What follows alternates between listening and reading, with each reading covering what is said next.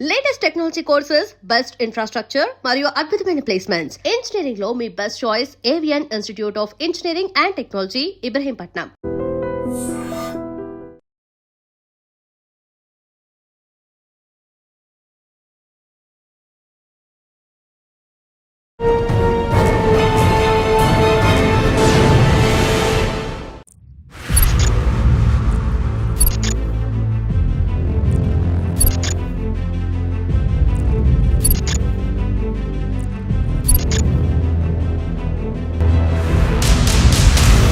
కర్ర కానీ కత్తి కానీ తుపాకీ కానీ వాడరు, కనీసం వార్నింగ్ కూడా ఇవ్వరు. కానీ కోట్లాది రూపాయలు కొట్టేస్తుంటారు. అది కేవలం ఇంటర్నెట్ సహాయంతో. వాళ్ళే సైబర్ క్రిమినల్స్. సైబర్ క్రిమినల్స్ ఏ విధంగా మోసాలు చేస్తుంటారు అనే విషయం మనతో మాట్లాడడానికి సైబర్ ఏసీపీ గారు కేవీఎం ప్రసాద్ గారు ఉన్నారు.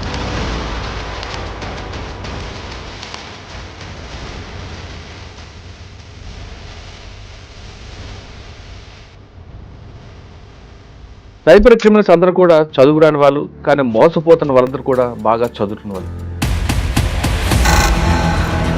ఇప్పుడు మనకు సైబర్ క్రైమ్లో ఎక్యూజ్ని పట్టుకొని రికవరీ చేయడం అనేది చాలా కష్టం.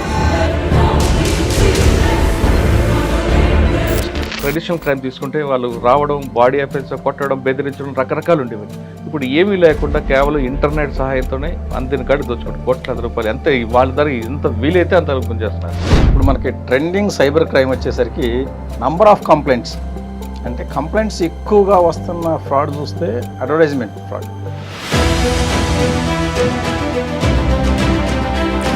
ఇవి కూడా మన రాజస్థాన్లో ఉంటాయి. ఈ క్యూఆర్ కోడ్ స్కామ్లన్నీ కూడా అడ్వర్టైజ్మెంట్ ఫ్రాడ్స్. మనం యాడ్స్ ఇస్తే మనకి కాంటాక్ట్ అయ్యి డబ్బులు వేయించుకునేది, లేదా వాళ్ళు యాడ్స్ ఇచ్చి కూడా మనల్ని డూప్ చేస్తారు.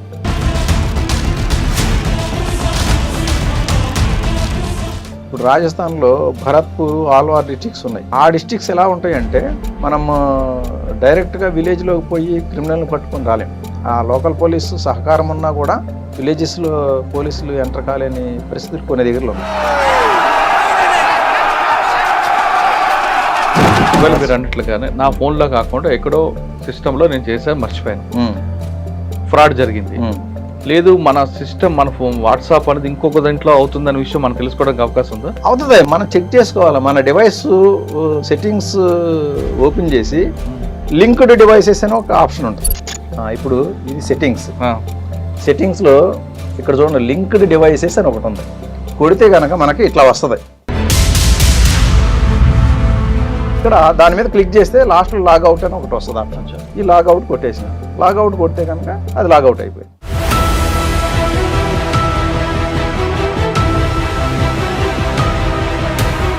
ఇలా బగ్ ఉందో తెలుసా అండి? యాంటీవైరస్, పర్చేజ్డ్ వర్షన్ యాంటీవైరస్ ఉంటే అది చెప్తుంది. లేదు మనది సీడాక్ వాళ్ళది ఎంకవచ్ అని ఒకటి ఉంది. ఎంకవచ్ యాప్ కూడా మంచి యాంటీవైరస్ లాగా పనిచేస్తుంది. చేసిన వాళ్ళందరూ కూడా బిలో ఇంటర్మీడియట్ 10th క్లాస్ కనిపిస్తున్నారు. విక్టిమ్స్ అందరూ కూడా హైలీ ఎడ్యుకేటెడ్ కనిపిస్తున్నారు. రెగ్యులర్గా ఆన్లైన్ ఉంటారు, బాగా చదువుకున్న వాళ్ళు.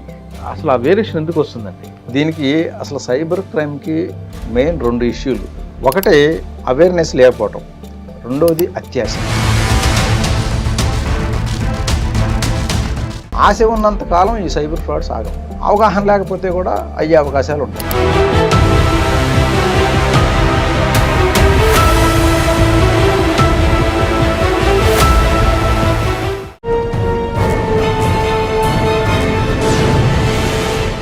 Welcome to I dream. కర్ర కానీ కత్తి కానీ తుపాకీ కానీ వాడరు, కనీసం వార్నింగ్ కూడా ఇవ్వరు. కానీ కోట్లాది రూపాయలు కొట్టేస్తుంటారు. అది కేవలం ఇంటర్నెట్ సహాయంతో. వాళ్ళే సైబర్ క్రిమినల్స్. సైబర్ క్రిమినల్స్ ఎలా వాడుతుంటారు, ఏ విధంగా మోసాలు చేస్తుంటారు అనే విషయం మనతో మాట్లాడడానికి సైబర్ ఏసీపీ గారు కేవీఎం ప్రసాద్ గారు ఉన్నారు. ఆయన అడిగి ఈ విషయంపై చాలా క్షుణ్ణంగా, చాలా నీట్గా తెలుసుకోండి. అసలు మీరు ఎంత దారుణంగా మోసపోతారనే విషయాన్ని ఆయన చెప్తుంటారు. సైబర్ క్రిమినల్స్ అందరూ కూడా చదువురాని వాళ్ళు, కానీ మోసపోతున్న వాళ్ళందరూ కూడా బాగా చదువుతున్న వాళ్ళు. ఈ వ్యత్యాసం ఏంటి అనే విషయం సార్ని అడుగుతుంది. సార్ నమస్తే అండి. నమస్తే సార్. నాకు చెప్తున్నట్లు గతంలో మనం ట్రెడిషనల్ క్రైమ్ తీసుకుంటే వాళ్ళు రావడం, బాడీ అఫెన్స్, కొట్టడం, బెదిరించడం రకరకాలు ఉండేవి. ఇప్పుడు ఏమీ లేకుండా కేవలం ఇంటర్నెట్ సహాయంతోనే అందిన కాడి దోచుకోండి కోట్లాది రూపాయలు. ఎంత వాళ్ళ ధర ఎంత వీలైతే అంత రూపం చేస్తున్నారు. సార్ మీరు పట్టుకున్న వాళ్ళందరిని చూస్తుంటే వాళ్ళందరూ కూడా బిలో ఇంటర్మీడియట్ ఉంటారు, కంప్లైంట్ అంతా కూడా హైలీ ఎడ్యుకేటెడ్ ఉంటారు. అంటే ఇంత చదువుకున్న వాళ్ళు కూడా అటువంటి విషయాలు మోసపోవడానికి కారణం ఏంటి? సైబర్ క్రైమ్లో తెలంగాణ పోలీసు కానీ అన్ని స్టేట్ పోలీసులు కూడా బాగా అవేర్నెస్ తీసుకొస్తుంది, ఇటు మీడియా కానీ పోలీసు కానీ. ఇంత అవేర్నెస్ క్యాంపులు నడుస్తున్నా ఇంకా ఎలా మోసపోతుంటారు? ఈ రెండు విషయాలు చెప్పే ముందు, ఇప్పుడు తెలంగాణలో ఎక్కువ ట్రెడిషనల్ క్రైమ్ ఏముంది? ట్రెడిషనల్ క్రైమ్ అంటే ఐ మీన్ ట్రెండింగ్లో ఉన్న సైబర్ క్రైమ్. ఇప్పుడు మనకి ట్రెండింగ్ సైబర్ క్రైమ్ వచ్చేసరికి నంబర్ ఆఫ్ కంప్లైంట్స్, అంటే కంప్లైంట్స్ ఎక్కువగా వస్తున్న ఫ్రాడ్ చూస్తే అడ్వర్టైజ్మెంట్ ఫ్రాడ్. దీంట్లో ఏంటంటే క్రిమినల్స్ మనం అడ్వర్టైజ్ చేసినా లేదు వాళ్ళు అడ్వర్టైజ్మెంట్ చేసిన. అంటే ఇప్పుడు రీసెంట్గా ఒక లేడీ ఆమె ఫ్లాట్ రెంట్కి ఇవ్వాలని చెప్పి, ఆమె ఫ్లాట్ గుంటూరులో ఉంటుంది, రెంట్కి ఇవ్వాలని చెప్పి ఓఎల్ఎక్స్లో యాడ్ ఇచ్చింది. యాడ్ ఇస్తే ఓఎల్ఎక్స్ ఈ క్విక్కర్ వీటిలో ఏంటంటే ఫ్రీ యాడ్స్ తీసుకోవచ్చు మనం. యాడ్ ఇస్తే అది చూసిన ఎవరైనా సరే ఆమె ఫ్లాట్ అద్దెకి తీసుకోవాలనుకునే వాళ్ళు కాల్ చేస్తారు. నేను ఫోన్ నెంబర్ ఇచ్చింది, ఫోన్ చేసి ఒక అతను కాల్ చేశాడు. కాల్ చేసి మీ ఫ్లాట్ బాగా నచ్చేసింది, ఎందుకంటే మీ ఫొటోస్ అన్నీ అప్లోడ్ చేసింది. ఫ్లాట్ని డిస్క్రైబ్ చేస్తూ మా ఫ్లాట్ ఇట్లా ఉంటుంది అని చెప్పి డిస్క్రిప్షన్లో ఫొటోస్ చేసి పెట్టింది. అంటే నేను మిలిటరీలో పనిచేస్తున్నా, అందువల్ల వచ్చి పర్సనల్గా చూడటం కుదరలేదు, కానీ ఫొటోస్ చూసి నేను చాలా అట్రాక్ట్ అయిపోయాను. నేను ఇంక మళ్ళీ ఫిజికల్గా చూడటం అనేది అవ్వదు, నాకు దూరంగా ఉన్నా, నాకు ట్రాన్స్ఫర్ అయింది, ట్రాన్స్ఫర్ మీద వస్తున్నాను, కాబట్టి ముందు అడ్వాన్స్ కట్టేస్తా, ఎందుకంటే నేను అడ్వాన్స్ ఇవ్వకపోతే మళ్ళీ మీరు వేరే వాళ్ళకి ఇచ్చేస్తారు, అందువల్ల అడ్వాన్స్ కట్టేస్తా, రెంట్ ఎంత చెప్పండి అన్నాడు. అంటే ఏమి 13,000 2 months అడ్వాన్స్ ఇవ్వాలి అన్నది. సరే ఇప్పుడే పే చేసేస్తున్నాను, నేను ఒక క్యూఆర్ కోడ్ పంపిస్తా, ఆ క్యూఆర్ కోడ్ మీరు స్కాన్ చేస్తే మీకు వచ్చేస్తాయి 26,000 అన్నాడు. ఒక క్యూఆర్ కోడ్ పంపించాడు. పంపిస్తే ఈమె స్కాన్ చేసింది. స్కాన్ చేసిన తర్వాత ఈమె పిన్ అడుగుతుంది. ఈమె పిన్ అడిగితే ప్రొసీడ్ టు పే అనే ఆప్షన్ ఒకటి వచ్చింది, అది కొట్టిన తర్వాత పిన్ అడిగింది. ఆమె పిన్ కొట్టేసింది. పిన్ కొట్టేస్తే రిసీవ్ చేసుకోవాల్సింది బదులు ఈమె అకౌంట్లో డబ్బులు వెళ్ళిపోయినాయి. ఇదేంటి ఇట్లా నా అకౌంట్లో డబ్బులు వెళ్ళిపోయినాయి అని చెప్పి మళ్ళీ కాల్ చేసింది. ఏంటండి ఇట్లా నాకు మీరు డబ్బులు పంపిస్తున్నారు, నా అకౌంట్లో నుంచి వెళ్ళిపోయినాయి అంటే, లేదు ఇది టెక్నికల్ గ్లిచ్ ఉంది, నేను మళ్ళీ పంపిస్తున్నాను, ఎందుకంటే ఇప్పుడు మీరు పోయిన 26 మళ్ళీ ఇంకొక 26 యాడ్ చేసి 52 పంపిస్తున్నా, ఇది స్కాన్ చేయండి అన్నాడు.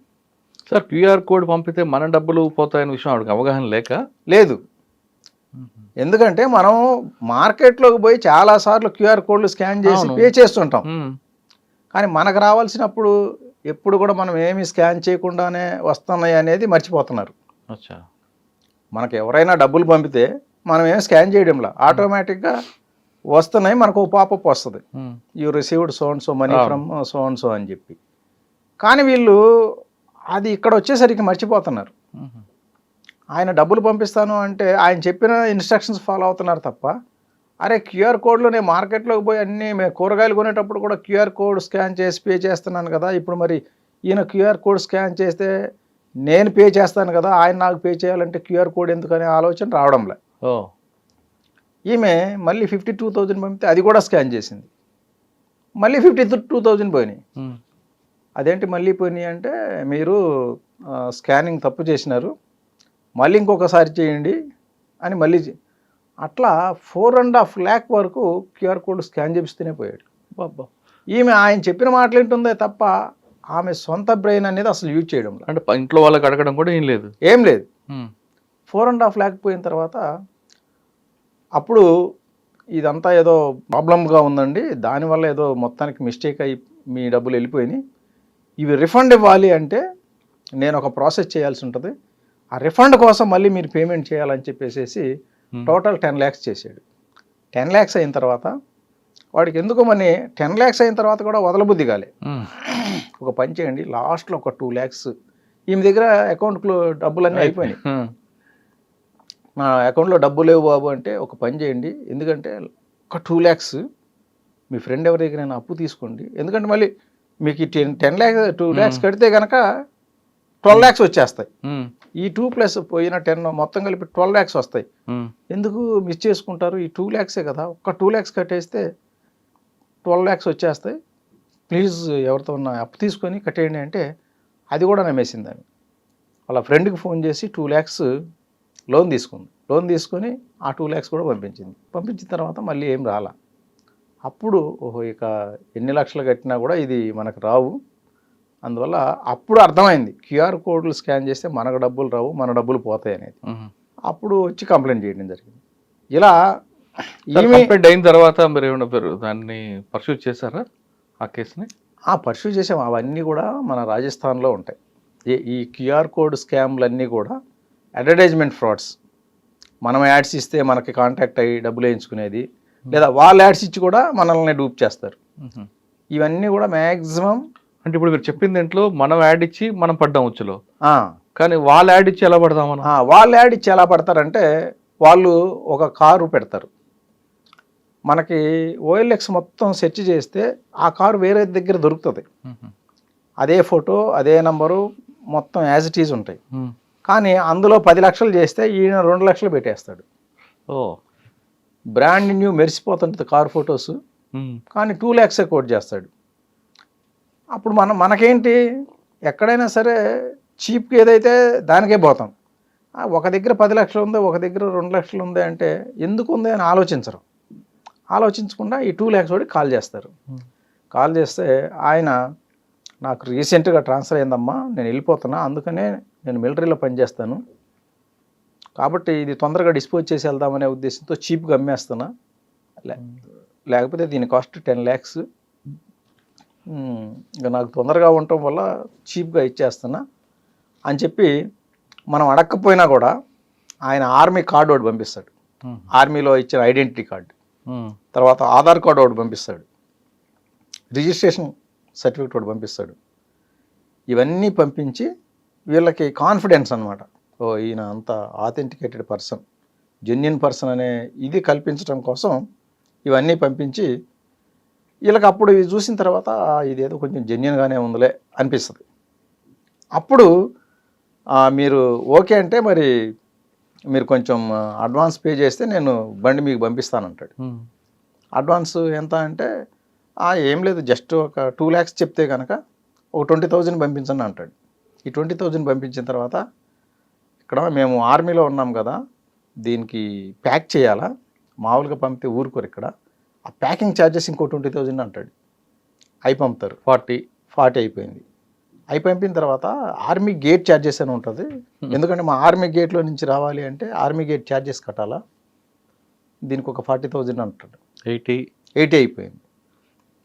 80 అయిపోయిన తర్వాత ఇంకొక అతను కాల్ చేస్తాడు, నేను మీ వెహికల్ తెచ్చానండి, అయితే 50% కట్టాలా, ఇప్పుడు 50% కట్టకపోతే ఓనర్ ఒప్పుకోడు, 50% అంటే 2 lakhsలో 50% 1 lakh. ఈ 1 lakh కడితే కనుక మీకు డెలివరీ ఇచ్చేసి వెళ్ళిపోతా అంటాడు. అంటే అదేంటి, ముందు నాకు డెలివరీ ఇచ్చిన తర్వాత కట్టమన్నాడే అంటే లేదు ఓనర్ ఒప్పుకోవట్లే, ఇప్పుడు నేను మాట్లాడినా ఇప్పుడే, మీరు 50 కట్టాలా అంటాడు. సరే అట్లా అయినా 1 + 80 180 మనకి 2 మనం మాట్లాడుకున్న దానికి లోపే ఉంది కదా అని చెప్పి ఈ 1 కూడా వేసేస్తారు. 180 అయిపోయింది. 180 అయిపోయిన తర్వాత మళ్ళీ కాల్ చేస్తాడు వాడు, ఇప్పుడు ఓనర్ ఒప్పుకోవట్లే, ఫుల్ అమౌంట్ ఇస్తే రిలీజ్ చేయి, డెలివరీ చేయి, లేకపోతే చేయద్దు అంటున్నాడు, ఆ 1 lakh కూడా వేసేయని అంటాడు. అప్పుడు ఆల్రెడీ 180 ఇచ్చాం కదండి. 180 ఇచ్చారు. ఆ 180 ఇస్తే ఓనర్ అట్లా ఒప్పుకోవట్లే, ఆ ఛార్జెస్ వేరు ఇది వేరు.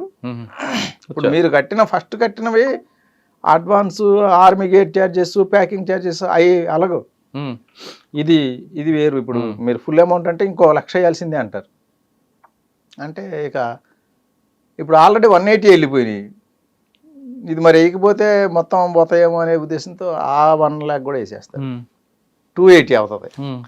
280 అయిపోయిన తర్వాత అప్పుడు లేదు, ఇప్పుడు మార్కెట్లో మాకు ఇంకొక అతను వేరే బేరం వచ్చింది, వాళ్ళు 4 lakhs ఇస్తామంటున్నారు, మీరు కూడా 4 lakhs ఇస్తేనే ఇస్తాం అంటే ఇంకొక 2 lakhs.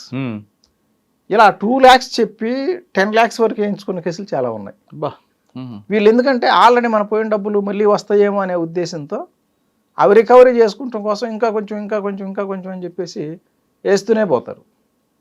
అలా పెద్ద మొత్తంలో వేసిన తర్వాత ఇక ఇక ఫైండ్ మోసపోయామని వస్తారు ఇక ఒక పాయింట్లో వీళ్ళకి అర్థమైపోద్ది ఫ్రాడ్స్టర్కి, వీళ్ళకి ఎంతకంటే వీళ్ళ కెపాసిటీ అయిపోయింది 1000 అని. అది అర్థం చేసుకున్న వెంటనే వీళ్ళ ఫోన్స్ బ్లాక్ చేసి పడేస్తారు. సార్ అటువంటి కేసులు వచ్చాయనుకోండి, మీరు ఇన్వెస్టిగేషన్ ఎలా తీసుకొస్తారు దాన్ని? అంటే డైరెక్ట్ గోల్డెన్ అవర్ దాటిపోయి వస్తుంది మీ దగ్గరికి, మరి ఎలా? గోల్డెన్ అవర్ దాటిపోతే కొంచెం కష్టం. ఎందుకంటే ఇప్పుడు మనకు సైబర్ క్రైమ్లో ఎక్యూజ్ని పట్టుకొని రికవరీ చేయడం అనేది చాలా కష్టం. ఎక్యూజ్డ్ అంతా కూడా చాలా దూర ప్రాంతాల్లో ఉంటారు. ప్లస్ ఇప్పుడు ప్రజెంట్ సినారియోలో అయితే అవుట్ ఆఫ్ ఇండియాకి వెళ్తున్న డబ్బు 60% పైన ఉంటుంది. ఒక 70% వరకు సైబర్ ఫ్రాడ్లో జరిగే అమౌంట్లో 70% వరకు ఇండియా దాటి వెళ్ళిపోతుంది. ఇండియాలో ఉన్నదే రికవర్ చేయడం కష్టం, ఇండియా దాటి వెళ్ళిపోతే హైలీ ఇంపాసిబుల్. అందువల్ల ఏంటంటే మనకి ఇప్పుడు సెంట్రల్ గవర్నమెంట్ I4C క్రియేట్ చేసి దాని ద్వారా NCRP అనేది ఒకటి క్రియేట్ చేసి NCRPలో మనం ఎంత త్వరగా కాల్ చేస్తే అంత త్వరగా మన అమౌంట్స్ని రికవర్ చేసే సిస్టమ్ ఉంది. దీంట్లో ఎట్లా అంటే NCRPలో మనం కంప్లైంట్ చేయాలి అంటే కనుక 1930 టోల్ ఫ్రీ నంబర్ ద్వారా కానీ, లేదు cybercrime.gov.in ఈ వెబ్సైట్లోకి వెళ్ళి కూడా cybercrime.gov.in వెబ్సైట్లో కనిపించినా అది కంప్లైనింగ్ పోర్టల్ అనమాట. కంప్లైంట్ చేయడానికి ఫెసిలిటేట్ చేస్తుంది. అది ఓపెన్ చేస్తే అదే గైడ్ చేస్తుంది మనకి. మనం ఎవరి గైడెన్స్ కూడా తీసుకోకుండా cybercrime.gov.in కొడితే వెంటనే పోర్టల్ ఓపెన్ అవుతుంది. ఆ పోర్టల్లోనే రిజిస్టరే కంప్లైంట్. దాంట్లో 2-3 టైప్స్ ఉంటాయి, నాన్ ఫైనాన్షియల్. నాన్ ఫైనాన్షియల్లో లేడీస్ ఎవరైనా సోషల్ మీడియా కేసెస్ రిపోర్ట్ చేయాలనుకుంటే వాళ్ళ ఐడెంటిటీని హైడ్ చేసుకొని కూడా చేయొచ్చు. అటువంటి ఆప్షన్స్ ఉన్నాయి అందులో. ఆ ఆప్షన్స్ ఉపయోగించుకొని ఫైనాన్షియల్, నాన్ ఫైనాన్షియల్ మనం సెలెక్ట్ చేసుకొని మనం క్లిక్ చేస్తే మన ఫస్ట్ విక్టిమ్ డీటెయిల్స్ తీసుకుంటుంది. ఎందుకంటే ఫేక్ కంప్లైంట్ చేయకుండా ఉండటం కోసం ఓటీపీ అనేది కంపల్సరీ ఇది పెట్టారనమాట. ఎందుకంటే ఏదైతే ఫోన్ నెంబర్తో మనం వాడతామో ఆ ఫోన్ నెంబర్కి ఓటీపీ పంపి చెక్ చేస్తారు ఇది జెన్యూన్ కంప్లైంటా కాదని. ఆ ఓటీపీ కనుక ఇదైపోయిన తర్వాత డీటెయిల్స్ తీసుకుంటారు, victim details plus transaction details. ఈయన విక్టిమ్ యొక్క bank account, transaction ID, date of transaction amount ఇవి కలెక్ట్ చేసుకొని మనకి అక్యూజ్డ్ యొక్క సస్పెక్ట్ యొక్క డీటెయిల్స్ పూర్తిగా తెలిస్తే అందులో ఆప్షన్ ఉంది, పేరు, ఫోన్ నెంబరు, లొకేషన్ అన్నీ చెప్పచ్చు, మనకు తెలిసిన డీటెయిల్స్ ఇవ్వచ్చు. జనరల్గా ఏంటంటే ఫోన్ కాల్సే కాబట్టి ఫోన్ నెంబర్ తప్ప మన దగ్గర ఏముండవు. వాళ్ళు చెప్పే పేర్లు అన్నీ దొంగ పేర్లు ఉంటాయి, ఫేక్ నేమ్స్ చెప్తారు. మనకి దొంగ ఎవడో కూడా వాడి ఒరిజినల్ పేరు చెప్పడు కదా, ఆ ఫేక్ నేమ్ ఏదో చెప్తే ఆ నేము ప్లస్ ఫోన్ నెంబరు జనరల్గా అవి ఇస్తుంటారు. అవి ఇచ్చి మనం దీంట్లో ఏంటంటే మనం ఎవిడెన్స్ దీనికి ట్రాన్సాక్షన్ యొక్క డీటెయిల్స్ ఒక స్క్రీన్ షాట్ తీసి అవి అప్లోడ్ చేయాల్సి ఉంటుంది. అలాగే Aadhaar card of the complainant. Sir Aadhaar card OTP కూడా వస్తుంది కదండి, ఎందుకు? ఆధార్ కార్డుకి ఓటీపీ అడుగుతారట. ఆధార్ కార్డుకి ఏం ఓటీపీ రాదు, ఆధార్ కార్డు అప్లోడ్ చేయాలి. ఒక ఆధార్ కార్డు మనం ఇచ్చిన డబ్బుల యొక్క ట్రాన్సాక్షన్స్ యొక్క స్క్రీన్ షాట్స్. ఎందుకంటే ఎవిడెన్స్ లేకపోతే మళ్ళీ ఫేక్ కంప్లైంట్లు చేసే ఇది ఉంటుంది. అందుకని ట్రాన్సాక్షన్ డీటెయిల్స్ మెన్షన్ చేసి ఆ ట్రాన్సాక్షన్ డీటెయిల్స్ ఏవైతే ఉన్నాయో అవి మన ఫోన్ నుంచి అయినట్లుగా ఒక స్క్రీన్ షాట్ పెట్టాలి. అవి పెడితే వెంటనే ఇప్పుడు విక్టిమ్ యొక్క అకౌంట్ నుంచి ఫస్ట్ ఏ అకౌంట్కి పోయింది చూస్తారు, చూసి ఆ అకౌంట్లో మనీ ఉంటే కనుక అక్కడే హోల్డ్ చేసేస్తారు. లేదు అక్కడి నుంచి వేరే అకౌంట్కి వెళ్ళింది, ఆ వేరే అకౌంట్ ఎక్కడికి పోయిందో చూసి అక్కడ హోల్డ్. అలా లాస్ట్ వరకు మనీ విత్డ్రా అయ్యే వరకు కూడా ట్రాకింగ్ ఉంటుంది, మనీ ట్రాక్ చేస్తారు. ఎక్కడ ఉంటే అక్కడ హోల్డ్, లేకపోతే ఫర్దర్ ఎక్కడికి పోయిందో చూస్తారు. డ్రా అయిపోతే కనుక విత్డ్రా డీటెయిల్స్ ఇస్తారు. చెక్ ద్వారా డ్రా చేశారా, ఏటీఎం ద్వారా డ్రా చేశారా, POS ట్రాన్సాక్షన్స్ ద్వారా డ్రా చేశారా, లేకపోతే వేరే ఏదైనా షాపింగ్ ATM ద్వారా, ఇట్లా ఏ విధంగా డ్రా అయ్యింది ఆ డీటెయిల్స్ ఇవ్వడం జరుగుతుంది. ఇప్పుడు మనకు దాదాపు ఇండియాలో ఉన్న అన్ని బ్యాంక్స్ కూడా ఈ పోర్టల్లో ఎన్లిస్ట్ అయ్యి ఉన్నాయి, ఆన్బోర్డ్ అయినాయి. కాబట్టి ప్రతి బ్యాంకుకి ఎన్సీఆర్పి పోర్టల్ సెపరేట్, వాళ్ళకి బ్యాంకింగ్ అఫీషియల్స్కి సెపరేట్, సేమ్ పోర్టలే, లాగిన్స్ వేరనమాట వాళ్ళకి. వాళ్ళందరికీ లాగిన్స్ ఇచ్చారు. వాళ్ళు ప్రతి బ్యాంకు ప్రతి బ్రాంచ్లో లాగిన్ ఉంటుంది. సార్ ఇది ఒక టైంలో ఇచ్చారనుకోండి, ఇప్పుడు నాకు మోసం జరిగింది, వెంటనే నేను తెలుసుకొని అనేటికి ఈ ప్రాసెస్ అంతా ఒక అరగంట ఒక గంట అవుతుంది. కానీ మీరు చెప్తున్నట్టు 2 కేసుల్లో రోజుల తరబడి అయిన తర్వాత నేను కంప్లైంట్ ఇస్తే ఏమైనా బెనిఫిట్ ఉంటుందా? రోజులు తరబడిన తర్వాత కంప్లైంట్ ఇస్తే కనుక ఫోన్ నెంబర్ ఉంది కాబట్టి దాన్ని ట్రాక్ చేయొచ్చు. ఒకవేళ స్విచ్ ఆఫ్ అయినా కూడా అప్పటి వరకు లొకేషన్స్ ఎక్కడున్నాయి, పర్టికులర్గా ఫ్రాడ్ జరిగినప్పుడు లొకేషన్స్ ఎక్కడున్నాయి, తర్వాత మనీ వేస్తున్నాము అంటే ఖచ్చితంగా అది ఒక అకౌంట్ నుంచే పోద్ది, ఇంకొక అకౌంట్కి పోద్ది. ఆ అకౌంట్ హోల్డర్ ఎవరు, అకౌంట్ హోల్డర్కి ఏంటంటే కేవైసీ డీటెయిల్స్ ఉంటాయి, తర్వాత దానికి సంబంధించి ఒక ఫోన్ నెంబర్ ఉంటుంది. ఇప్పుడు అన్నీ కూడా యూపీఐ ట్రాన్సాక్షన్స్ ఎక్కువైపోయాయి. యూపీఐ ట్రాన్సాక్షన్ చేయాలి అంటే ఫోన్ నెంబర్ తప్పదు, దానికి ఒక ఫోన్ నెంబర్ ఉంటుంది. తర్వాత యూపీఐ ట్రాన్సాక్షన్ చేయాలంటే నెట్ అవసరం, నెట్ లేకుండా కావదు. కాబట్టి ఇంటర్నెట్ ఏది వాడారు, ఇటువంటి విషయాలని డీప్గా ఇన్వెస్టిగేట్ చేసి ట్రేస్ చేసి ఎక్యూజ్ని పట్టుకోవాలి. ఇప్పుడు రాజస్థాన్లో భరత్పూర్, ఆల్వార్ డిస్ట్రిక్ట్స్ ఉన్నాయి. ఆ డిస్ట్రిక్ట్స్ ఎలా ఉంటాయంటే మనం డైరెక్ట్గా విలేజ్లోకి పోయి క్రిమినల్ని పట్టుకొని రాలేం. ఆ లోకల్ పోలీసు సహకారం ఉన్నా కూడా విలేజెస్లో పోలీసులు ఎంటర్ కాలేని పరిస్థితులు కొన్ని దగ్గరలో ఉన్నాయి. అటువంటి వాటిలో తప్ప మిగతా అవన్నీ, మిగతా అదర్ ఏరియాస్లో ఢిల్లీ కానీ, బీహార్ కానీ, వెస్ట్ బెంగాల్ కానీ, అదర్ ఏరియాస్లో కనుక లొకేషన్స్, బ్యాంక్ అకౌంట్స్ ఉంటే కనుక మనం పోయి వాళ్ళని పట్టుకొస్తాం. రికవరీ విషయమే చెప్పలేము సార్. ఎందుకంటే కూడా మీరు ఎవరో ఆధార్ కార్డు దొరికింది లేదా బ్యాంక్ అకౌంట్ దొరికి పట్టుకుంటారు, అది దొంగ అకౌంట్లు అవి ఉంటాయి కదండి, కొన్ని మ్యూల్ అకౌంట్ల మీద నడుస్తుంటాయి, వాళ్ళు పట్టుకుంటే ఏం బెనిఫిట్ ఉంటుంది? అదే ఇప్పుడు బెనిఫిట్ ఎంత ఉంటుంది అనేది, ఇప్పుడు ఒక అకౌంట్ హోల్డర్ని పట్టుకుంటాం, ఆయనకు అడుగుతాం నువ్వు వాడుతున్నావా, ఎవరు వాడుతున్నారు, ఈ డబ్బులు ఏం చేసినావని. ఎందుకంటే ఇప్పుడు నా అకౌంట్లో డబ్బులు పడిని వేరే ఎవరికి వాడుకున్నా కూడా రెస్పాన్సిబిలిటీ నాదే కదా. మరి నీ అకౌంట్లో పడినాయి కాబట్టి నువ్వే రెస్పాన్సిబుల్, ఈ అమౌంట్ ఏం చేసావు చెప్పు అని అడుగుతాం. ఆయన ఇంకొక ఆయన పేరు చెప్తాడు. దీంట్లో ఎట్లా ఉంటుందంటే ఇప్పుడు బీహార్లో అకౌంట్ ఉంటుంది, ఈయన ఇచ్చినోడు ఢిల్లీలో ఉంటాడు. ఇప్పుడు ఈయన్ని పట్టుకున్నాం, ఢిల్లీ పోవటానికి అక్కడ టీం ఉండదు రెడీగా. అటువంటిప్పుడు మనం ఢిల్లీ పోయి వాడిని పట్టుకుంటే కొంత రికవర్ అవుతాయి. ఎందుకంటే అకౌంట్ మేనేజ్ చేసేవాడు ఎక్కువ డబ్బులు వాడు కాజేస్తాడు కాబట్టి వాడిని పట్టుకుంటే రికవర్ అవుతుంది. కానీ మనం ఈయన్ని పట్టుకొని వెంటనే ఢిల్లీ పోవడం అంటే కష్టం. మనం ఢిల్లీ ఒకవేళ సరే ఈయన తీసుకొని బయలుదేరుదామంటే మన లీగల్ ఫ్రేమ్వర్క్ ప్రకారం ఏంటంటే ఇతను అక్కడ కోర్టులో ప్రొడ్యూస్ చేయాలి ఫస్ట్. ఎందుకంటే మనం బీహార్ నుంచి ఢిల్లీ పోవాలంటే 24 hours టైం సరిపోదు. మనం ఏ అక్యూజ్ని పట్టుకున్నా 24 hours లోపు కోర్టు ముందు ప్రొడ్యూస్ చేయాలి. కాబట్టి ఈయన్ని అక్కడ లోకల్గా కోర్టులో ప్రొడ్యూస్ చేయాల్సిందే. ఆ ప్రొడ్యూస్ చేసేటప్పుడు కోర్టులు ఏంటంటే ట్రాన్సిట్ పీరియడ్ ఇస్తాయి. ఆ ట్రాన్సిట్ పీరియడ్ ఏంటంటే ఆ కోర్టు నుంచి మన కోర్టుకి, హైదరాబాద్లో ఉన్న కోర్టుకి తీసుకురావడానికి ఎంత టైమో అంతే ఇస్తాయి. ఈయన తీసుకొని ఢిల్లీ పోవటం, ఢిల్లీలో తిరగటం, ఢిల్లీలో వాడిని పట్టుకోవటం, ఇదంతా చేయడం. ఫస్ట్ ఎఫ్ఐఆర్ ఎక్కడైందో ఆ స్టేట్కి పంపించి మళ్ళీ తీసుకోవాలా, లేదంటే బాంబే టు డైరెక్ట్ ఢిల్లీ వెళ్ళొచ్చండి? ఢిల్లీ వెళ్ళటానికి ఇప్పుడు బీహార్ నుంచి మనం బీహార్ కోర్టులో ప్రొడ్యూస్ చేసి, బీహార్ కోర్టు నుంచి కోర్టు ఏమి ఇస్తుంది అంటే హైదరాబాద్ కోర్టులో ప్రొడ్యూస్ చేయడానికి 3 రోజులు టైం ఇస్తుంది. అంటే ఎఫ్ఐఆర్ అయింది, ఇష్యూ అయింది కాబట్టి ఈ 3 రోజుల టైంలో మనం ఢిల్లీ పోయి హైదరాబాద్ రావడానికి కుదరదు. ప్లస్ లీగల్గా కూడా అది రాంగ్ అవుతుంది. ఎందుకంటే కోర్టు బీహార్ నుంచి హైదరాబాద్ తీసుకుపోవటానికి టైం ఇచ్చింది కానీ ఢిల్లీ పోవటానికి ఇవ్వాల. అది ఇల్లీగల్. మళ్ళీ కోర్టుకి ఇది చెప్పాలా. ఇక్కడ నుంచి ఇప్పుడు ఈయన్ని తీసుకొని ఢిల్లీ పోయి ఇంకొక అక్యూజ్ని అరెస్ట్ చేయాలి, అక్కడికి ఇవ్వండి అంటే ఇవ్వరు. ఎందుకంటే మనకు లీగల్ ఫ్రేమ్వర్క్లో ఇది లేదు. కస్టడీ ఇస్తారు. మాకు 10 రోజులు పోలీస్ కస్టడీ ఇవ్వండి అంటే ఇస్తారు. అది అక్కడ మన రెగ్యులర్ కోర్టు ఇవ్వాలి.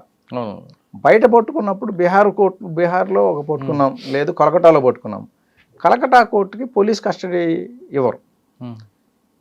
పోలీస్ కస్టడీ ఏంటంటే అక్కడ లోకల్గా ఏదైనా ఇన్వెస్టిగేషన్ పెండింగ్ ఉందో ఇవ్వమంటే ఇస్తారు తప్ప, ఇట్లా మేము ఢిల్లీ పోవాలి దానికి ఇంకొక అక్యూజ్ని పట్టుకోవాలి దానికి 5 రోజులు పట్టుద్ది అంటే, ఒకవేళ ఢిల్లీ పోవటానికి పర్మిషన్ ఇస్తే ఈ అక్యూజ్ని పట్టుకున్నాక రెండో అక్యూజ్ని మళ్ళీ కలకటా రావాల్సి వస్తుంది. ఉమ్. పట్టుకొచ్చాము ఆ అక్యూజ్ని. కాబట్టి ఇప్పుడు ఇక్కడి నుంచి మళ్ళీ హైదరాబాద్ పోవడానికి మాకు టైం ఇవ్వండి అని చెప్పి మళ్ళీ అడగాల. ఉమ్. ఈ గ్యాప్ లో ఎక్యూజ్డ్ రకరకాల వేషాలు వేయచ్చు, చాలా చేయొచ్చు కదా. ఇప్పుడు అదే ఇప్పుడు ఎక్యూజ్డ్ మనకు దగ్గరున్న దగ్గర నుంచి ఏంటంటే వాడి మైండ్ ఎట్లా చేంజ్ అవుతుంది, వాడి మనసులో ఏం ఆలోచించుకుంటాడు, మనల్ని ఎట్లా ఇబ్బంది పెడతాడు, ఈ క్వశ్చన్స్ వస్తాయి. అందువల్ల ఏంటంటే ఎప్పుడైనా సరే మనం ఏ ప్లేస్లో పట్టుకుంటే ఆ ప్లేస్లో ఉన్న కోర్టులో ప్రొడ్యూస్ చేసి అక్కడ నుంచి డైరెక్ట్ హైదరాబాద్కి ట్రాన్సిట్ తీసుకొని తెచ్చి ఇక్కడ ప్రొడ్యూస్ చేసేస్తాం. ఓకే. వీడు చెప్పిన వివరాలను బట్టి ఒక టీం ఢిల్లీ పోయి ఆ ఢిల్లీ పోయిన టీము అక్కడ ఇన్వెస్టిగేట్ చేసి మళ్ళీ మనం సొంతంగా పట్టుకోవాల్సిందే, వీడి సహాయం లేకుండా పట్టుకోవాలి. మనకేంటంటే సహజంగా వీడిని పట్టుకోగలిగిన వాడికి తెలిసిపోతుంది. ఎవరో రిలేటివ్స్ ఊర్లో ఉండేవాళ్ళు చెప్తారు కదా, పట్టుకున్నారంటే అరే వాడు పట్టుకున్నారనేది చెప్తారు వాడికి. వాడు అలర్ట్ అయ్యి మనం పోయేలోపు వాడు ఫోన్ స్విచ్ ఆఫ్ చేసుకుంటాడు. ఇటువంటి ఇష్యూస్ ఉంటాయి. ఆ ఇష్యూస్తో పాటు ఇప్పుడు ఒక ఎఫ్ఐఆర్ అయింది, హైదరాబాద్ ఎగ్జాంపుల్ తీసుకుందాం, 30 లక్షలు పోయింది అనగానే మీ టీం అంతా కూడా ఆడ చెప్తుంటాడు కంప్లైంట్ వచ్చి, సార్ ఫోన్ నెంబర్ ఉంది సార్, అది సార్ ఇది సార్ బ్యాంక్, ఆయన ప్రెజర్ అయింది, ఆయన బాధ అయింది. కానీ మీ దగ్గర మ్యాన్ పవర్ ఆల్రెడీ ఒక పార్టీ బీహార్లో ఉందనుకుందాం, ఆ కేసు బీహార్ అనుకోండి, బాబు ఇది కూడా చూడరా అంటారు. అదర్వైజ్ రాజస్థాన్ అనుకోండి, మరి మ్యాన్ పవర్ టీము వెళ్ళాలా లేదా ప్రతి ఎఫ్ఐఆర్ కి మీరు టీం పంపిస్తుంటారా, అన్ని కలిపి ఒకసారి పంపిస్తారా? ఇప్పుడు పోలీసింగ్ అనేది ఏంటంటే స్టేట్ ఇష్యూ, ఇది సెంట్రల్ ఇది కాదు. లా అండ్ ఆర్డర్ అనేది స్టేట్ ఇష్యూ. కాబట్టి ఒక స్టేట్ పోలీస్కి కోఆర్డినేషన్ ఉండదు. అవును. కోఆర్డినేషన్ అంటే మనం ఇక్కడ చెప్పగలం, అక్కడ అరెస్టులు చేయరు. అక్కడ చేయాలి అంటే అక్కడ కూడా లీగల్ ఇష్యూస్. ఫస్ట్ ఎఫ్ఐఆర్ ఉండాలి, తర్వాత ఎఫ్ఐఆర్ ఉండి అరెస్ట్ చేస్తే కోర్టుకి వివరించగలగాల, ఇదిగో పలానా క్రైమ్ పలానా దీని గురించి ఇతన్ని అరెస్ట్ చేసినామని. తర్వాత అక్కడి నుంచి మళ్ళీ మన రెగ్యులర్ కోర్టుకు తీసుకురావాలి, ఎఫ్ఐఆర్ ఎక్కడైందో అక్కడ తీసుకురావాలా. ఇదంతా అక్కడ వాళ్ళు చేస్తే వాళ్ళకి చాలా తలకాయ నొప్పి. అది ఆ ప్రాబ్లం ఎలా సాల్వ్ చేస్తున్నారు? ఇప్పుడు రోజుకి ఒక 10 ఎఫ్ఐఆర్లు వస్తాయండి. 10 ఎఫ్ఐఆర్లు వస్తే 10 ఎఫ్ఐఆర్లో చూసుకొని మనం 10 దగ్గరలకి మన టీములు పంపాల్సిందే తప్ప మన టీం పంపడానికి కూడా అంత మ్యాన్ పవర్ మీకు ఉందా అని అడుగుతున్నా. అంటే 10 ఎఫ్ఐఆర్లు కలిపి పంపిస్తారా, ప్రతి ఇండివిజువల్ ఎఫ్ఐఆర్ పంపిస్తుంటారా? 10 ఎఫ్ఐఆర్లు కంటే 10 ఎఫ్ఐఆర్లు ఒకే ప్లేస్లో ఉండవు కదా. ఇప్పుడు ఒక ఎఫ్ఐఆర్ లొకేషన్ రాజస్థాన్ ఉంటే ఇంకోటి ఢిల్లీ ఉంటుంది, ఇంకోటి వెస్ట్ బెంగాల్ ఉంటుంది. అట్లా మనం 10 ఎఫ్ఐఆర్లో అక్యూజ్డ్ 10 డిఫరెంట్ ప్లేస్లో ఉంటాడు. అందువల్ల డిఫరెంట్ ఆ టీంని అసలు మీరు ఆ మ్యాన్ పవర్ ఎలాగ వాడతారని ప్లేసెస్ మనకి ఇప్పుడు బీహార్లో ఒక లొకేషన్ ఉంది, మనకు వచ్చిన 4 ఎఫ్ఐఆర్లో సేమ్ లొకేషన్లు వచ్చినాయి. అప్పుడు ఒకే టీం అక్కడికి పోద్ది, ఆ 4 కేసుల్లో వాళ్ళు పరిశీలి చేస్తారు. అట్లా ప్లేస్ బట్టి ఆ ప్లేస్ బట్టి ప్లేస్ వైజ్. ఎందుకంటే కొన్ని దగ్గరలో ఏంటంటే సేమ్ ఎంఓ 4 ప్లేసుల్లో చేయొచ్చు. ఢిల్లీలో కూడా జాబ్ ఫ్రాడ్ చేస్తారు, బీహార్లో కూడా చేస్తారు, వెస్ట్ బెంగాల్లో కూడా చేస్తారు. మరి అప్పుడు ఎలా? అప్పుడు లొకేషన్ చూస్తాం. మనకి ఇప్పుడు 4 ఎఫ్ఐఆర్లు వచ్చినాయి, 4 జాబ్ ఫ్రాడ్లు వచ్చినాయి. 4 జాబ్ ఫ్రాడ్లో లొకేషన్ ఢిల్లీ ఉన్నాయా, వేరే ప్లేసుల్లో కూడా ఉన్నాయా?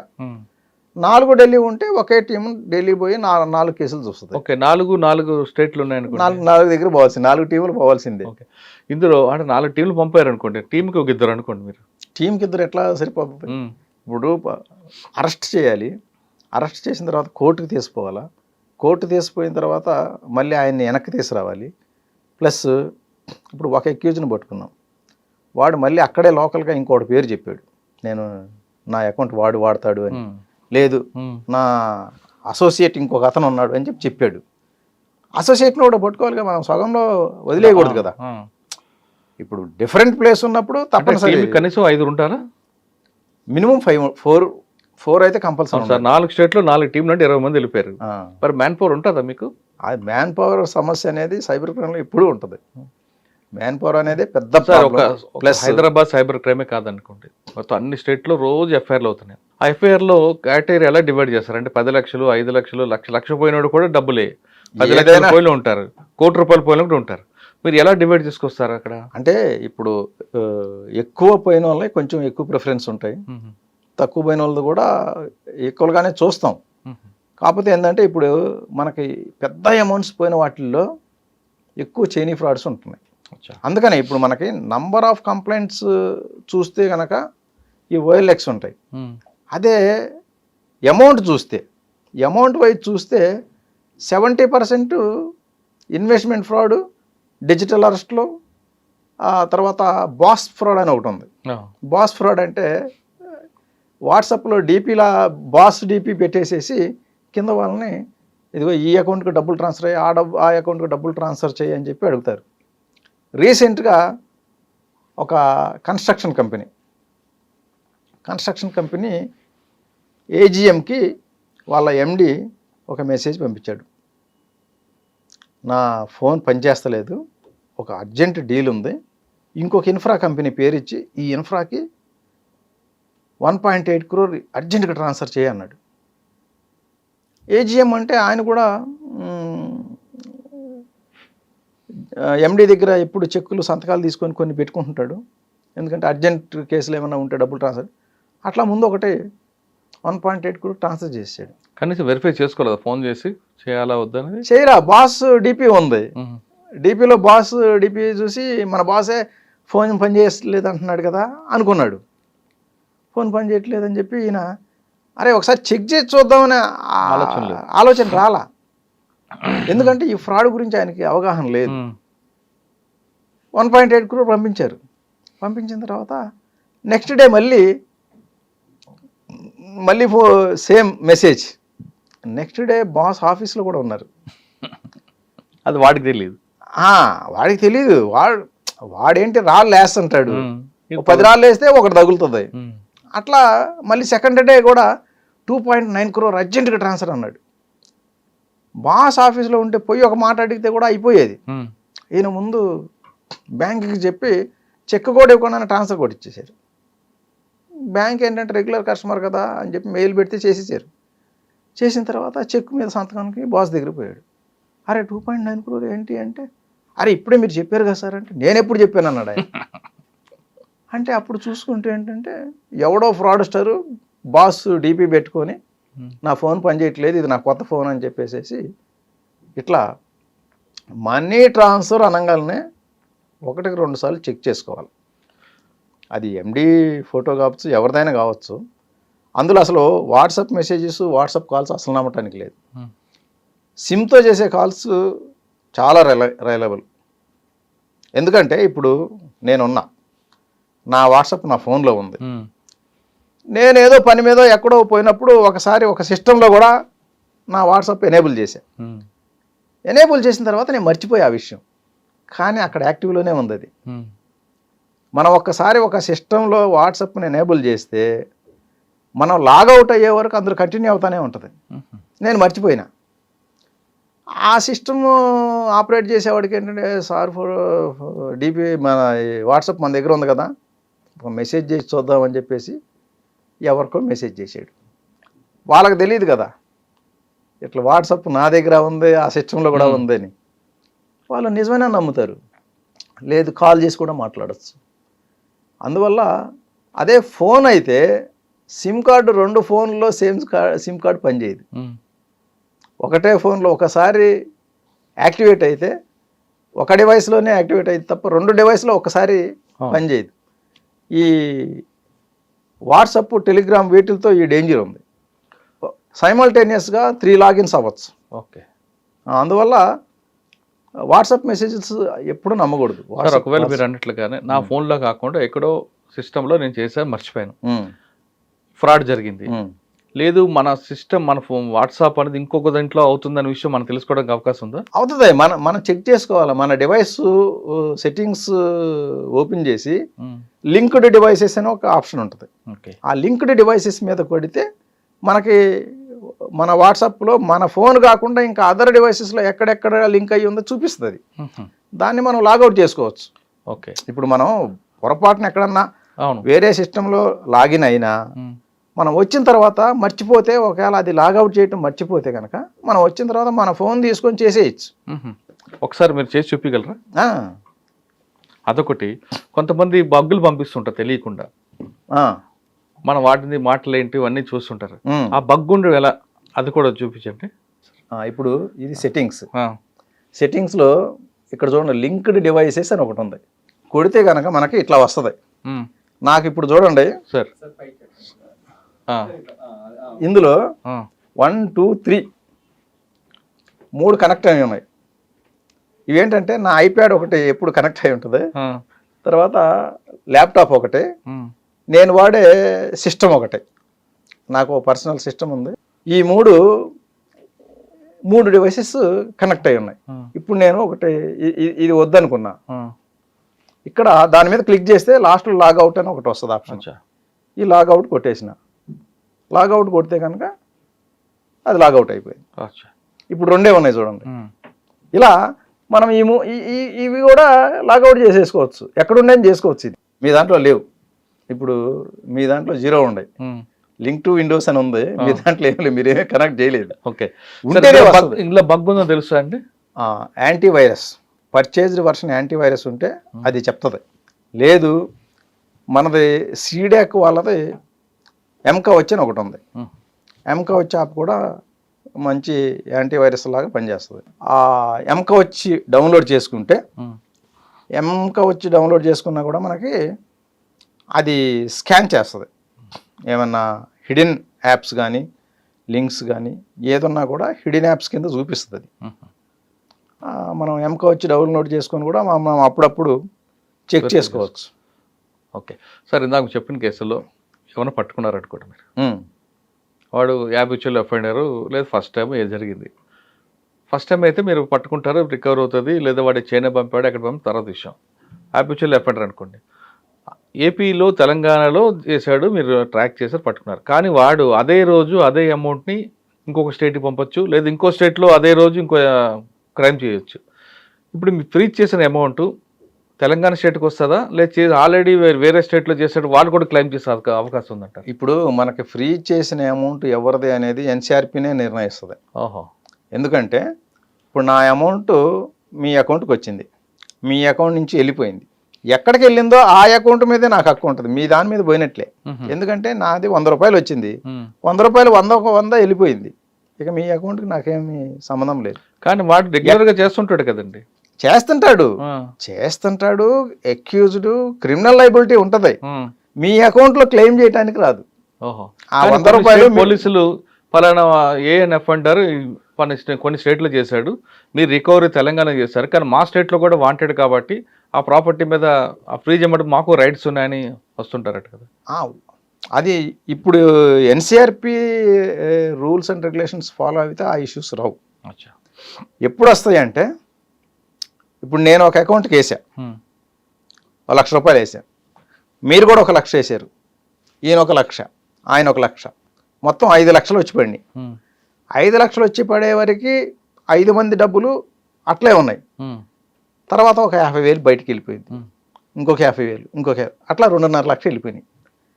ఇప్పుడు 5 మందివి 5 లక్షలు ఉంటే 2.5 లక్షలు వెళ్ళిపోయింది, 2.5 లక్షలు ఉంది. ఈ 2.5 లక్షలు ఎవరిది అనేది డిసైడ్ చేయడం కష్టం, ఎందుకంటే 5 మందిది వేసే వరకు ఉన్నాయి, తర్వాత అందరి పడిన తర్వాత 2.5 లక్షలు వెళ్ళిపోయినాయి, 2.5 ఉన్నాయి. అటువంటప్పుడే ఇష్యూస్ వస్తాయి.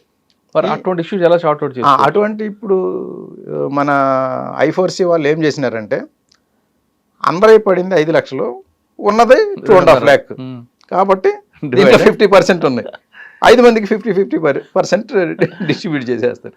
అది కరెక్ట్ అయిన ఇదే కదా. అవును సార్, అదే ఎక్యూజ్డ్ వాడు పర్సనల్ ఇష్యూకో లేదా ఇంకోటో లేదా అవసరంటకో అందులో డబ్బులు షేర్ చేశాడు ఒకటి, కానీ వాళ్ళకి తెలియదు వీడు ఎక్యూజ్డ్ అని తెలియదు, వాళ్ళకి డబ్బులు వచ్చాయి, వాళ్ళకి ఇవ్వాల్సిన డబ్బులు తీసుకున్నారు, కానీ వాళ్ళని కూడా క్లెయిమ్ చేస్తున్నారట కదా పోలీసు. ఇప్పుడు దీనికోసమే GRM అని ఒక పోర్టల్ పెట్టినారు, గ్రీవెన్స్ రెడ్రెసల్ మాడ్యూల్ అని చెప్పేసి సెంట్రల్ గవర్నమెంట్ మన I4C వాళ్ళు ఒక కొత్త మాడ్యూల్ తెచ్చినారు. ఇప్పుడు ఎందుకంటే నా అకౌంట్ ఉంది, నా అకౌంట్ నేనేదో గుజరాత్ వాళ్ళు నాకు ఒక 30,000 20,000 ఏదో నాకు పంపాల్సిన విషయం పంపించారు, నా అకౌంట్ ఫ్రీజ్ అయిపోయింది. పంపినోడేమో గుజరాత్లో ఉంటాడు, నేనేమో ఇక్కడ హైదరాబాద్లో ఉంటా. నేను గుజరాత్ పోయి 20,000 కోసం నేను అక్కడ పోయి దాన్ని అంతా పర్సూ చేసి చేయాలంటే నాకు 50,000 ఖర్చు అవుతుంది. ప్లస్ నాది శాలరీ అకౌంట్ కనుక అయితే శాలరీలు పడుతుంటాయి, ఫ్రీజ్ అయిపోతుంటాయి, డబ్బులు తీయటానికి రాదు. అందువల్ల ఏం చేశారంటే జిఎన్ఎం నా బ్యాంక్ అకౌంట్ ఎక్కడ ఉందో నేను ఆ బ్యాంక్ మేనేజర్ దగ్గరికి పోవాలి. పోయి నాది ఇట్లా ఫ్రీజ్ అయిపోయింది, రీజన్స్ చెప్పండి అంటే ఆయన కేవైసీ డ్యూ డిలిజెన్స్ చేయాలి.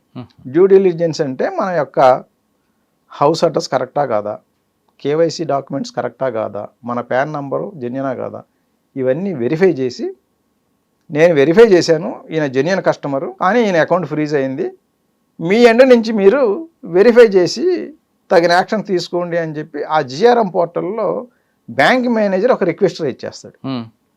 ఆ రిక్వెస్ట్ ఎవరికి పోద్దంటే ఎక్కడైతే అకౌంట్ ఫ్రీజ్ చేశారో ఆ పోలీస్ స్టేషన్కి పోద్ది.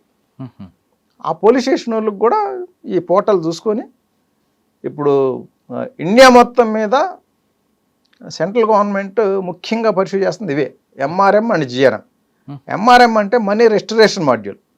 నా అకౌంట్ ఇప్పుడు నేను ఒక విక్టిమ్ని, చాలా దగ్గరలో ఫ్రీజ్ అయినాయి, 10 అకౌంట్లు ఫ్రీజ్ అయినాయి. కానీ ఆ డబ్బు వెనక్కి తీసుకోవాలంటే ప్రస్తుతం ఫాలో అవుతున్న ప్రొసీజర్ ఏంటంటే మనం కోర్టుకు పోయి కోర్టులో రిక్వెజిషన్ ఫైల్ చేసి కోర్టు నుంచి ఆర్డర్ తీసుకొని ఆ ఆర్డర్ని మళ్ళీ నోడల్ ఆఫీసర్కి పెడితే ఆ నోడల్ ఆఫీసరు ఆ కన్సర్న్ బ్రాంచ్కి పంపించి అక్కడి నుంచి డబ్బులు రిటర్న్ తెప్పిస్తారు. ఎక్కడ ఎఫ్ఐఆర్ ఉంది అక్కడ. ఇప్పుడు నేను నాకు ఇక్కడ డబ్బులు పోయినాయి, ఇది గుజరాత్లో లేదా మహారాష్ట్రలో ఆగినాయి, అక్కడ డబ్బులు నేను మరి వెనక్కి తెప్పించుకోవాలి అంటే ఇక్కడ కోర్టు ఆర్డర్ ఇవ్వాలి. ఆ కోర్టు ఆర్డర్ తీసుకొని నేను ఆ కోర్టు ఆర్డర్ని బ్యాంక్ ఆఫ్ మహారాష్ట్రలో ఆగినాయి, బ్యాంక్ ఆఫ్ మహారాష్ట్రకి సంబంధించిన నోడల్ ఆఫీసర్ ఉంటాడు, ఆయనకి పంపిస్తే ఆయన దాన్ని కన్సర్న్ బ్రాంచ్ మహారాష్ట్రలో ఏ బ్రాంచ్లో ఉందో అక్కడ పంపుతాడు. ఆ బ్రాంచ్ మేనేజర్ దాన్ని తీసుకొని ఇది కోర్టు ఆర్డర్ ఉంది కాబట్టి మనం ఈ విక్టింగ్కి పంపించాలి అని చెప్పి నా అకౌంట్లోకి వేసేస్తారు.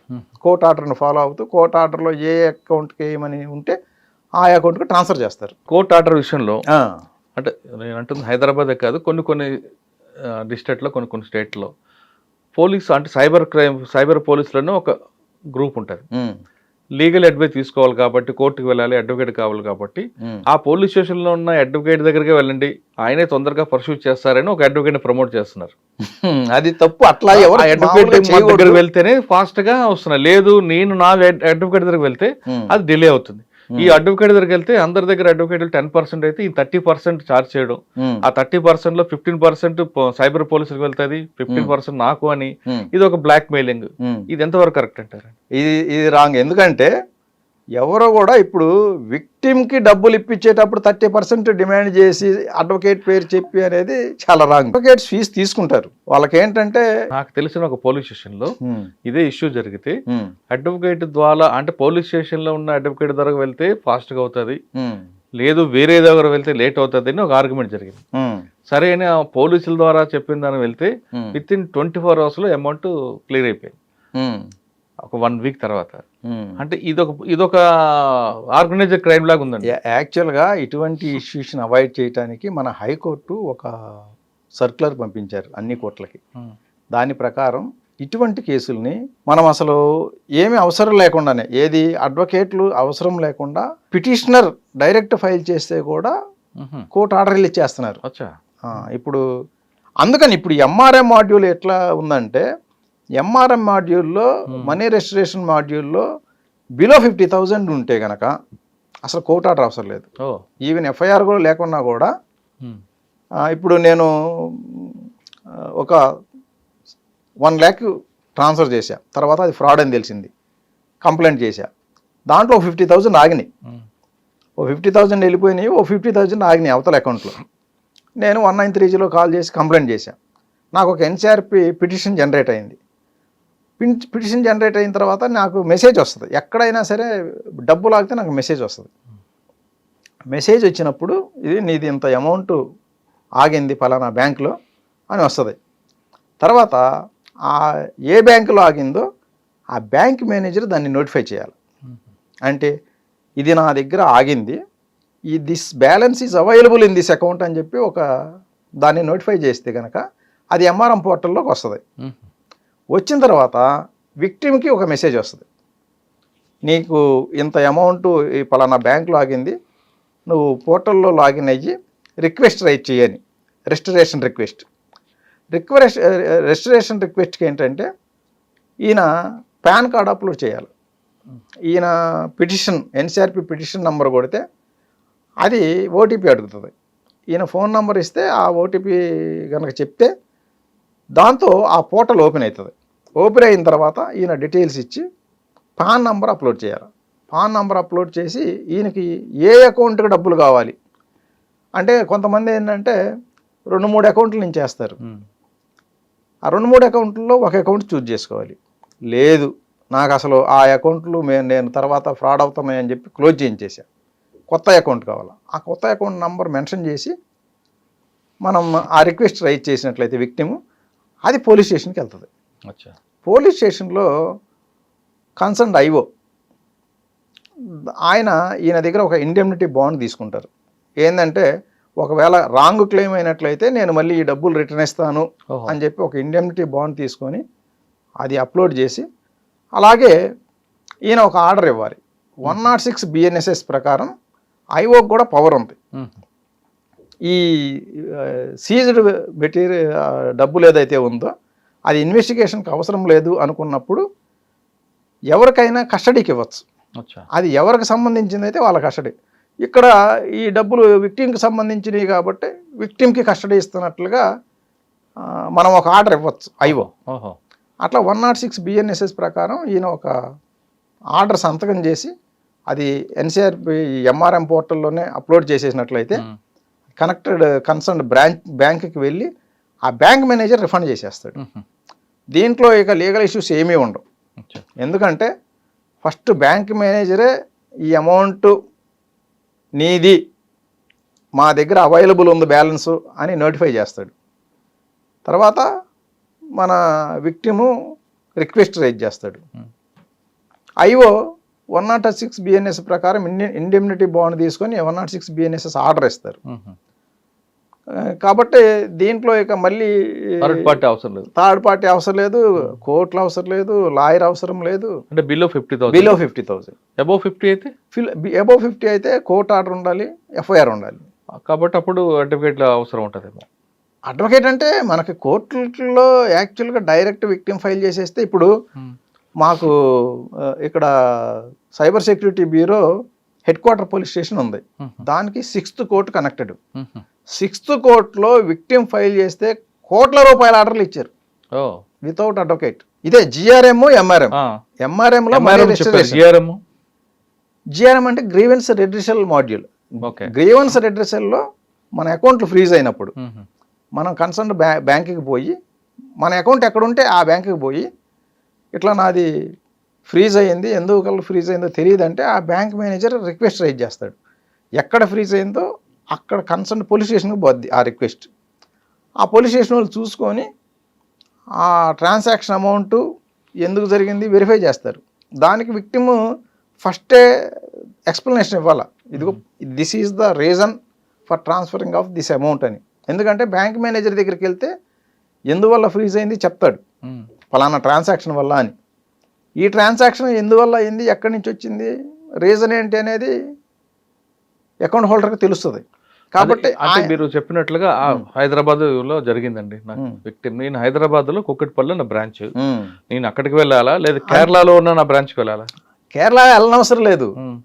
ఇక్కడ నేను లోకల్ గా బ్రాంచ్కి వెళ్ళి కంప్లైంట్ ఇచ్చి డీటెయిల్స్ ఇస్తే వాళ్ళు ఆ మేనేజర్ అక్కడికి ఫిజికల్ గా వెళ్ళమంటున్నాడు. ఎందుకంటే అవసరం లేదు, ఇప్పుడు అవసరం లేదు.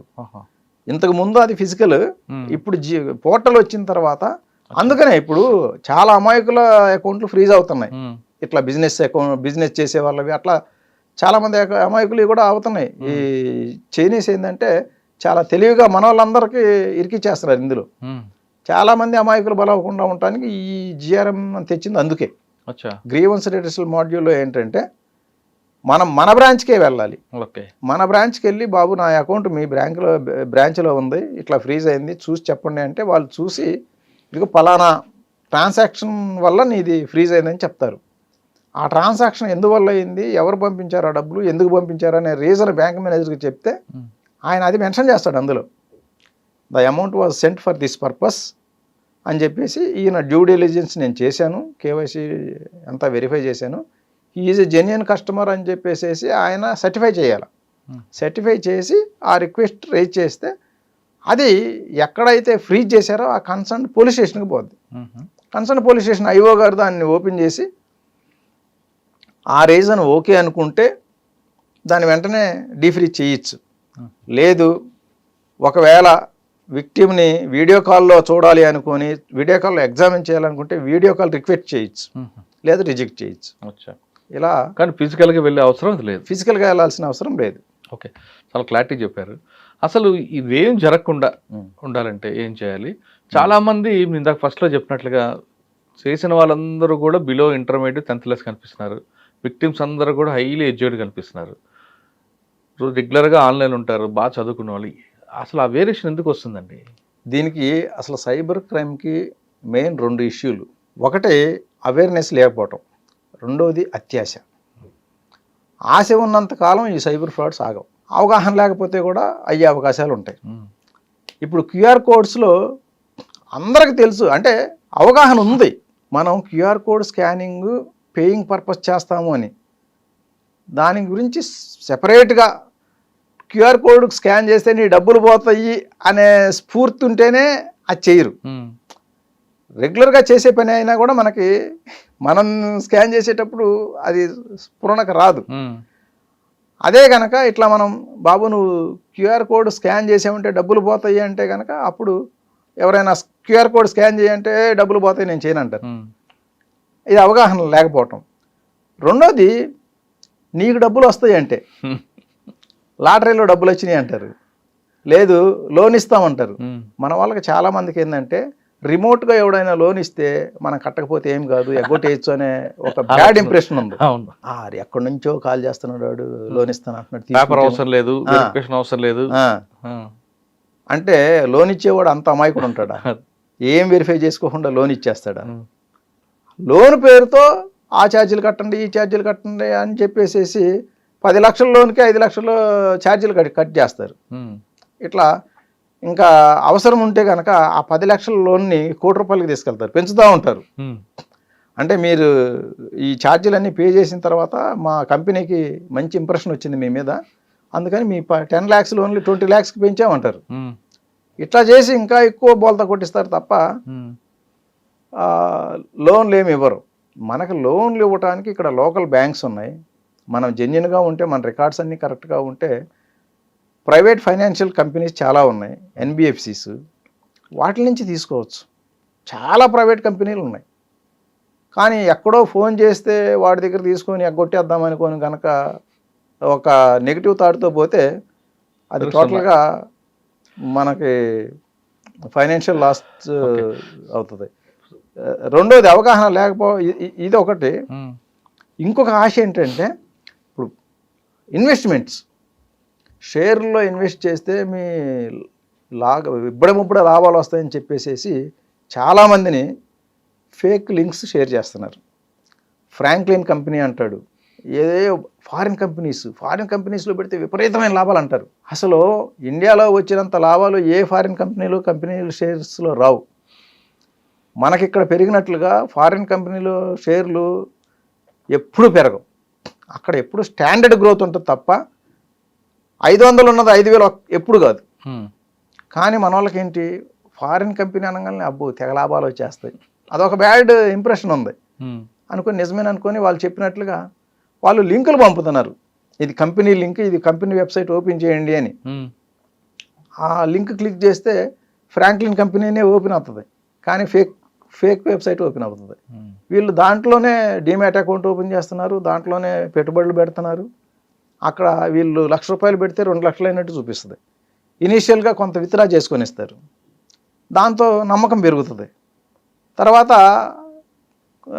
విత్డ్రా చేసుకున్న తర్వాత జబర్దస్తి కంపెనీ మీకు ఇంత అలాట్ చేసేసింది, ₹2 కోట్ల కట్టాల్సిందే అని కూర్చుంటారు.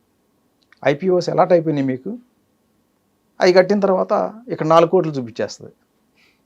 ఈ 4 కోట్లు ఇందులో చూసుకొని వెబ్సైట్లో వీళ్ళు ఓహో నాకు 4 కోట్లు వచ్చేసినాయి, ఎందుకంటే ఫస్ట్ విత్డ్రా చేసుకున్నాడు కాబట్టి ఇది కూడా విత్డ్రా చేసుకోవచ్చు అనే ఉద్దేశంతో 4 కోట్లు వచ్చినాయని ఆనందపడతారు. ఆ తర్వాత దీనికి ట్యాక్సులు కట్టాలి, అది కట్టాలి, ఇది కట్టాలి, ఇంకొక 2-3 కోట్లు కాజేస్తారు. ఇట్లా ఒక 4-5 కోట్లు పోయిన తర్వాత అప్పుడు అలర్ట్ అవుతారు. అందువల్ల ఇట్లా మనకి ఈ ట్రేడ్ ఇన్వెస్ట్మెంట్ ద్వారా 60% సైబర్ క్రైమ్లో జరుగుతున్న ఫ్రాడ్లో 60% ఈ ట్రేడ్ ఇన్వెస్ట్మెంట్ ఒక్క దాంట్లోనే పోతుంది. ఇవన్నీ కూడా చైనీస్ చేసే ఫ్రాడ్స్. ట్రేడ్ ఇన్వెస్ట్మెంట్ కంప్లీట్గా చైనీస్, మనకి golden triangle, Laos, Myanmar, Cambodia ఈ ప్రదేశాల్లో ఉండి చేస్తుంటారు. ఒకసారి డబ్బులు వెళ్ళినాయి అంటే ముందు ఫస్ట్ ఒక లేయర్ ఇండియన్ అకౌంట్సే వాడతారు వాళ్ళు. First layer, second layer, third layer నుంచి ఇక అంతా క్రిప్టో, హవాలా రకరకాలుగా బయటికి వెళ్ళిపోతాయి. మనకు దీంట్లో రికవర్ చేయడం చాలా కష్టం. కాబట్టి లాభాలు వస్తాయి ట్రేడ్స్లో అనేది మనం డీమార్ట్ అకౌంట్ తీసుకోవాలా. డీమార్ట్ అకౌంట్ ద్వారా జెన్యున్గా పెట్టుబడులు మన ఇండియన్ కంపెనీస్లో పెట్టాలి. కానీ ఎవడో లింకులు పంపితే ఆ లింక్ ఓపెన్ చేసేసి దాంట్లో డీమార్ట్ అకౌంట్ ఓపెన్ చేసుకొని చేస్తే కనుక బోల్తా పడతాం. సార్, ఫైనల్గా చెప్పండి, ఇంత ఫ్రాడ్ జరుగుతుంది కదా, సెంట్రల్ గవర్నమెంట్ ఒక యాప్ పెట్టడం, దాంట్లో జరగకుండా, మోసాలు జరగకుండా చూడడం, అన్ని రకాలు చేస్తుంది కదా. అసలు ఈ ఫ్రాడ్లు చేసేవాడి దగ్గరే ఈ సాఫ్ట్వేర్ వెళ్లకుండా ఆ సాఫ్ట్వేర్ మీదే ఒక మానిటరింగ్ చేస్తే ఎలా ఉంటుంది? చేసే అవకాశం ఉందంటారు అసలు ఏమన్నా? సాఫ్ట్వేర్ అంటే ఇప్పుడు ఒక లింక్ పంపిస్తున్నాను, ఆ లింక్ ఫ్రాడ్ అనే విషయం నాకు తెలుసు, మీకు తెలుసు, వాడికి తెలుసు, కానీ బయటోడికి తెలియదు.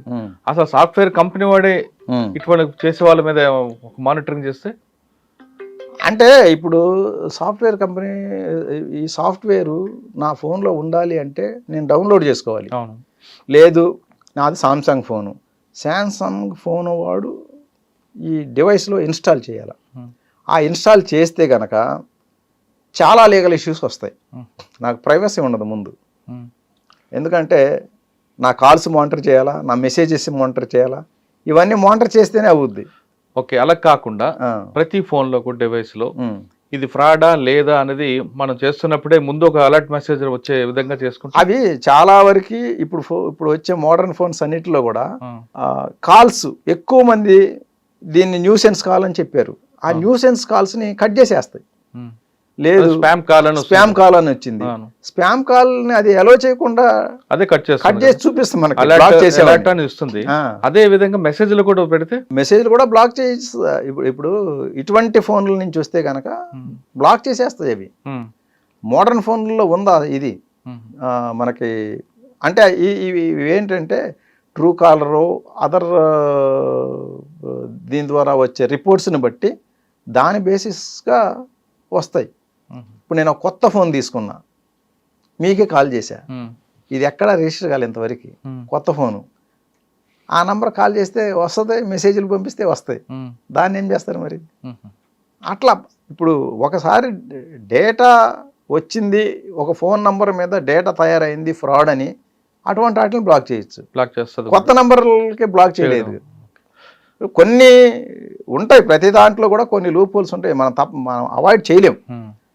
మనం ఒక ప్లాన్ వేస్తే క్రిమినల్ ఇంకో ప్లాన్ వేస్తాడు. కాబట్టి దీని అంతటికీ ఏంటంటే ప్రజలంతా అలర్ట్గా ఉండాలి. ఇప్పుడు మనం సొసైటీలో ఉంటున్నాం, మా వీధిలో 4 సార్లు చైన్ స్నాచింగ్ జరిగినాయి, అయినా కూడా నేను చైన్ వేసుకొని ధైర్యంగా పోతానంటే నీకు అవుతుంది కదా, ఒకరోజు నీకు కూడా అవుతుంది. కాబట్టి సమాజంలో ఉన్నప్పుడు మనం సమాజంలో చుట్టుపక్కల ఏం జరుగుతుంది, ఇంటర్నెట్లో ఏం జరుగుతుంది, ఇప్పుడు అందరూ డిజిటల్ ఏజ్లోనే ఉన్నారు. ఇప్పుడు బయట జరిగేదానికంటే కూడా ఇంటర్నెట్లో ఏం జరుగుతుందో కనుక్కోవటమే ఇంపార్టెంట్. అటువంటప్పుడు మనం ఫోన్ వాడకుండా ఉంటే ఓకే. ఫోన్ లేనో ఇల్లు ఏదన్నా ఉందా, ఫోన్ లేని పర్సన్ ఎవరైనా ఉన్నారా? డబ్బులు పోగొట్టుకునే వాళ్ళంతా ఫోన్ల ద్వారా పోగొట్టుకుంటుంది. అట్లాంటప్పుడు ఫోన్ని ఇంత విరివిగా వాడేటప్పుడు ఫోన్స్ ద్వారా ఏం ఫ్రాడ్స్ జరుగుతున్నాయి, ఈ ఫ్రాడ్స్ మనం అవాయిడ్ చేయాలంటే మనం ఏం చేయాలి, జాగ్రత్తలు ఏం తీసుకోవాలి, ఇది మినిమం తెలుసుకోవాలి కదా. తెలుసుకోవాల్సిన బాధ్యత ప్రతి వాళ్ళకి ఉంది, లేకపోతే విక్టిమైజ్ అయిన తర్వాత వస్తున్నారు. అంటే దీనికి డిజిటల్ అవగాహన లేకపోవడం, డిజిటల్ లిటరసీ లేకపోవడమే ప్రధాన కారణం అంటుంటారు, నిజమా? మెయిన్ కారణం అది. రెండోది గ్రీడీనెస్. గ్రీడీనెస్ ఉన్నా కూడా ఇటువంటి వాటిల్లో మనం గ్రీడీగా పోతే విక్టిమైజ్ అవుతాము అన్న అవగాహన ఉంటే అలర్ట్ అవుతారు. అమ్మ ఇది ట్రేడ్ ఇన్వెస్ట్మెంట్ అంటున్నాడు, ఇది ఫ్రాడ్లే అని చెప్పి డిస్కార్డ్ చేస్తారు. అవగాహన లేకపోవడం వల్ల తెలుసుకోవట్లా. ఇప్పుడు ఒకసారి cyber security bureau website open చేస్తే అందులో అన్ని రకాల ఫ్రాడ్ల గురించి వివరించారు. అలాగే సైబర్ క్రైమ్ సిసిపిఎస్ హైదరాబాద్ కానీ, సైబరాబాద్ కానీ, రాచకొండ కానీ వాళ్ళ వెబ్సైట్లో ఉన్నాయి. సెంట్రల్ గవర్నమెంట్ కూడా మన ఎన్సిఆర్పిలో తర్వాత వివిధ వెబ్సైట్లలో కూడా ఈ సైబర్ ఫ్రాడ్ ఇన్ఫర్మేషన్ ఉంది. కానీ ఎవరు దాని జోలికి వెళ్ళరు. వాళ్ళు విక్టిమైజ్ అయ్యే వరకు ఏమి చెక్ చేయరు. కాబట్టి ఎందుకంటే మనం ఇంత ఎక్కువగా ఇంటర్నెట్ ప్లస్ ఈ ఎలక్ట్రానిక్ గ్యాడ్జెట్స్ వాడేటప్పుడు ఖచ్చితంగా వీటిలో జరిగే ఫ్రాడ్స్ మీద అవగాహన ఉండితేరా, లేకపోతే ఏదో ఒక రోజు విక్టిమైజ్ అవుతాం. సైబర్ క్రిమినల్స్ బారిన మనం పడకుండా ఉండాలంటే రెండు అంటున్నారు. ఒకటి అవగాహన, రెండు అమాయకత్వం లేకుండా ఉండాలంటున్నారు. అత్యాశ ఉన్న, అమాయకత్వం ఉన్న అది క్రిమినల్స్ బారిట వరంగా మారింది. దాంతో అడ్డంగా పెట్టుకుని మనల్ని దోచుకుంటున్నారని కేవీఎం ప్రసాద్ గారు చెప్తున్నారు. సైబర్ క్రైమ్ అలర్ట్ మీద ఈరోజు ఏసీపీ కేవీఎం ప్రసాద్ గారు ఎక్స్క్లూజివ్ ఇంటర్వ్యూ. వచ్చే వారం మరో ఇష్యూలో మళ్ళీ కలుద్దాం. అంతవరకు నమస్తే. Thank you very much.